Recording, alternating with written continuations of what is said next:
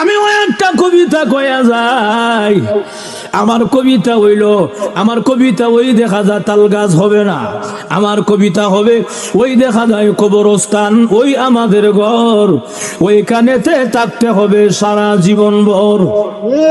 আরো জোরে কান। ওই দেখা যায় কবরস্থান, ওই আমাদের ঘর, ওইখানেতে থাকতে হবে সারা জীবন ভর। ও কবর তুই চাস কি? টাকা পয়সা নেসনি, সুদ ঘুষ কাসনি বলে না, টাকা পয়সা নেই না, সুদ ঘুষ খাই না, মুমিন বান্দা পাই না। একজন যদি পাই এমনি জান্নাতের বাগান হয়ে যায়। এজন্য আল্লাহর রাসূল হাদিস শরীফে বলেন, আল কবর রাউযাতুম মিন রিয়াজিল জান্নাহ আও হুফরাতুম মিন হুফারিন নার।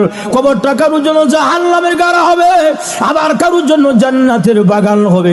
আল্লাহর রাসূল বলেন, ঈমান আমল যদি খারাপ হয়, বেনামাজি হয়, তাহলে কবরের মধ্যে বিষাক্ত সাপ দেওয়া হবে ৯৯টা, এক এক ধরনের শাস্তি আরম্ভ হয়ে যাবে।